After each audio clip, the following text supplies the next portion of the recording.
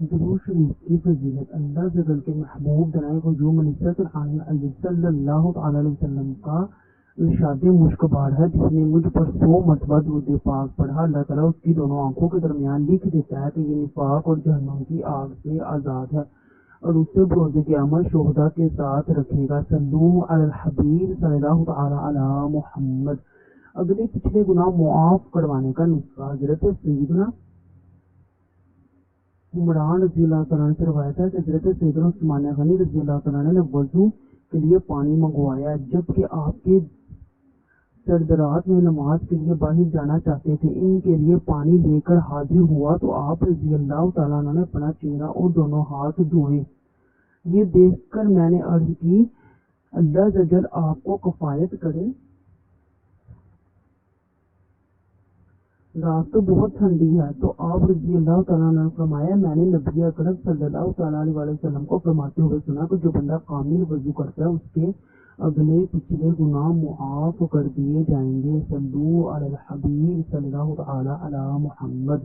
گناہ جھڑنے کی حقائق۔ الحمدللہ عز و جل وضو کرنے والے کے گناہ جھڑتے ہیں۔ اس ضمن میں ایک ایمان فروز حکایت نقل کرتے ہوئے حضرت علامہ عبد الوہاب شرانی قدس سرہ نورانی فرماتے ہیں، ایک مرتبہ سیدنا امام اعظم ابو حنیفہ رضی اللہ تعالیٰ عنہ جامع مسجد کوفہ کے وضو خانے میں تشریف لے گئے تو ایک نوجوان کو وضو بناتے ہوئے دیکھا۔ اس سے فرمایا، استعمال شدہ پانی کے قطرے ٹپک رہے تھے۔ آپ رضی اللہ تعالیٰ عنہ نے ارشاد فرمایا، اے بیٹے، ماں باپ کی نافرمانی سے توبہ کر لے۔ اس نے فوراً عرض کی، میں نے توبہ کی۔ ایک اور شخص کے وضو میں استعمال ہونے والے پانی کے قطرے ٹپکتے دیکھے آپ رحمۃ اللہ تعالیٰ علیہ نے اس شخص سے ارشاد فرمایا، اے میرے بھائی، تو زنا سے توبہ کر لے۔ اس نے عرض کی، میں نے توبہ کی۔ ایک اور شخص کے وضو کے قطرے ٹپکتے دیکھے تو اسے فرمایا، شراب نوشی اور گانے بازی سننے سے توبہ کر لے۔ اس نے عرض کی، میں نے توبہ کی۔ سیدنا امام اعظم ابو حنیفہ رضی اللہ تعالیٰ عنہ پر کشف کے باعث چونکہ لوگوں کے عیوب ظاہر ہو جاتے تھے، لہٰذا آپ رضی اللہ تعالیٰ عنہ نے بارگاہ خدا عز و جل میں اس کشف کے ختم ہو جانے کی دعا مانگی۔ اللہ عز و جل نے دعا قبول فرما لی، جس سے آپ رضی اللہ تعالیٰ عنہ کو وضو کرنے والے کے گناہ جھڑتے نظر آنا بند ہو گئے۔ صلو علی الحبیب صلی اللہ تعالیٰ علی محمد۔ قبر میں آگ بھڑک اٹھی۔ حضرت سیدنا عمر بن شرجیل رضی اللہ تعالیٰ عنہ سے روایت ہے کہ ایک شخص انتقال کر گیا جس کو لوگ متقی اور پرہیزگار سمجھتے تھے۔ جب اسے قبر میں دفن کیا گیا تو فرشتوں نے فرمایا، ہم تجھ کو اللہ تعالیٰ کے عذاب کے 100 کوڑے ماریں گے۔ اس نے پوچھا، کیوں مارو گے؟ تو میں تو تقوی اور پرہیزگاری کو اختیار کیے ہوئے تھا۔ تو فرشتوں نے فرمایا، چلو 50 کوڑے ہی مار دیں گے۔ اس پر وہ شخص برابر بحث کرتا رہا، یہاں تک کہ وہ فرشتے ایک کوڑے پر آ گئے اور انہوں نے عذاب الہی کا ایک کوڑا مارا، جس سے تمام قبر میں آگ بھڑک اٹھی۔ تو اس نے پوچھا کہ تم نے مجھے کوڑا کیوں مارا ہے؟ فرشتوں نے جواب دیا، تو نے ایک دن جان بوجھ کر بے وضو نماز پڑھی تھی۔ استغفر اللہ۔ اور ایک مرتبہ ایک مظلوم تیرے پاس فریاد لے کر آیا مگر تو نے اس کی مدد نہ کی۔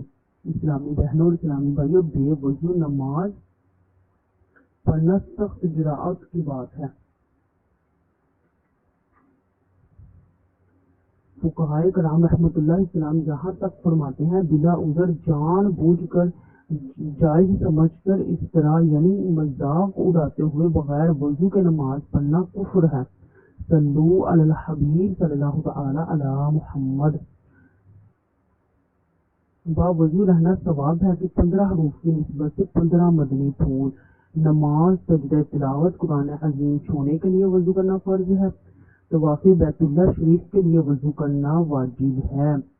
غسل جنابت سے پہلے اور جنابت سے ناپاک ہونے والی کھانے پینے اور سونے کے لیے اور حضور انور صلی اللہ علیہ وسلم کے روضہ مبارک کی زیارت اور وقوف عرفہ اور صفا مروہ کے درمیان سعی کرنے کے لیے وضو کرنا سنت ہے۔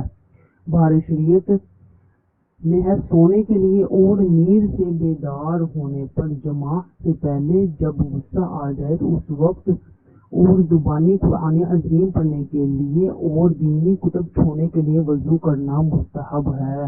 صلو علی الحبیب صلی اللہ تعالی علی محمد۔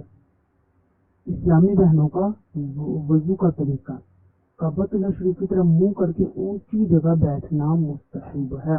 وضو کے لیے نیت کرنا سنت ہے۔ نیت دل کے ارادے کو کہتے ہیں۔ دل میں نیت ہوتے ہوئے زبان سے بھی کہہ لینا افضل ہے، لہذا زبان سے اس طرح نیت کیجیے کہ میں حکم الہی عز و جل بجا لانے اور پاکی حاصل کرنے کے لیے وضو کر رہی ہوں۔ بسم اللہ کہہ لیجیے کہ یہ سنت ہے، بلکہ بسم اللہ والحمد للہ کہہ لیجیے کہ جب تک باوضو رہیں گے فرشتے نیکیاں لکھتے رہیں گے۔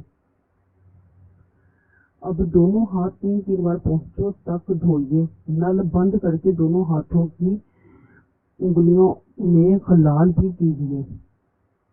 کم از کم 3 بار دائیں بائیں اوپر نیچے کے دانتوں میں مسواک کیجیے اور ہر بار مسواک کو دھو لیجیے۔ حضرت اسلام حضرت سیدنا امام محمد بن محمد غزالی علیہ رحمۃ اللہ والی فرماتے ہیں، مسواک کرتے وقت نماز میں قرآن مجید کی قراءت اور ذکر اللہ عز و جل کے لیے منہ پاک کرنے کی نیت کرنی چاہیے۔ اب سیدھے ہاتھ کے 3 چلو پانی سے ہر بار نل بند کر کے اس طرح انگلیاں کلیاں کیجیے کہ ہر بار منہ بھر کے پرزے پر پانی منہ کے ہر پرزے پر پانی بہہ جائے۔ اگر روزہ نہ ہو تو گرگرہ بھی کر لیجیے۔ پھر سیدھے ہی ہاتھ کے 3 چلو، اب ہر بار آدھا چلو پانی کافی ہے۔ ہر بار نل بند کر کے 3 بار ناک میں نرم گوشت تک پانی چڑھائیے، اور اگر روزہ نہ ہو تو ناک کی جڑ تک بھی پہنچائیے۔ اب نل بند کر کے الٹے ہاتھ سے ناک صاف کر لیجیے اور چھوٹی انگلی ناک کے سوراخوں میں ڈالیے۔ 3 بار سارا چہرہ اس طرح دھوئیے کہ جہاں سے عادتاً سر کے بال اگنا شروع ہوتے ہیں وہاں سے لے کر ٹھوڑی کے نیچے تک، اور کان کی ایک لو سے دوسرے کان کی لو تک ہر جگہ پانی بہہ جائے۔ پھر پہلے سیدھا ہاتھ انگلیوں کے سرے سے دھونا شروع کریں کہ کوہنیوں سمیت 3 بار دھوئیے اس طرح۔ پھر الٹا ہاتھ دھو لیجیے۔ دونوں ہاتھ آدھے بازوؤں تک دھونا مستحب ہے۔ اگر چوڑی کنگن یا کوئی بھی زیورات پہنے ہوئے ہوں تو ان کو بلا ہلا لیجیے تاکہ پانی ان کے نیچے بہہ جائے، نیچے کی جلد پر بہہ جائے۔ اگر ان کے ہلائے بغیر پانی بہہ جاتا ہے تو ہلانے کی حاجت نہیں، اور اگر بغیر ہلائے یا بغیر اتارے پانی نہیں پہنچے گا تو پہلی صورت میں ہلانا اور دوسری صورت میں اتارنا ضروری ہے۔ اگر اکثر اسلامی بہنیں چلو میں پانی لے کر پہنچے تک 3 بار چھوڑ دیتی ہیں کہ کوہنی تک بہتا چلا جاتا ہے۔ اس طرح کرنے سے کوہنی اور کلائی کروٹوں پر پانی نہ پہنچنے کا اندیشہ ہے، لہذا بیان کردہ طریقے پر ہاتھ دھوئیے۔ اب چلو بھر کر کوہنی تک پانی بہانے کی حاجت نہیں، بلکہ بغیر اجازت شرعی ایسا کرنا یہ پانی کا اسراف ہے۔ اب نل بند کر کے سر کا مسح اس طرح کیجیے کہ دونوں انگوٹھوں اور کلمے کی انگلیوں کو چھوڑ کر دونوں ہاتھوں کی 3 انگلیوں کے سرے ایک دوسرے سے ملا لیجیے اور پیشانی کے بال یا کھال پر رکھ کر ذرا سا دبا کر کھینچتے ہوئے گدی تک اس طرح لے جائیے کہ دبانے اس دوران انگلیوں کا کوئی حصہ بالوں سے جدا نہ رہے مگر ہتھیلیاں جدا رہیں۔ صرف ان بالوں پر مسح کیجیے جو سر کے اوپر ہیں، پھر گدی سے ہتھیلیاں کھینچتے ہوئے پیشانی تک لے آئیے۔ کلمے کی انگلی اور انگوٹھے سے اس دوران سر پر ہلکا بالکل مس نہیں ہونا چاہیے۔ پھر کلمے کی انگلی سے کانوں کی اندرونی سطح کا کانوں کے سوراخوں میں داخل کر لیجیے اور انگلیوں کی پشت سے گردن کے پچھلے حصے کا مسح کیجیے۔ بعض اسلامی بہنیں گلے کا اور دھلے ہوئے ہاتھوں کی کوہنیوں اور کلائیوں کا مسح کرتی ہیں، یہ سنت نہیں ہے۔ سر کا مسح کرنے سے قبل ٹونٹی اچھی طرح بند کرنے کی عادت بنا لیجیے۔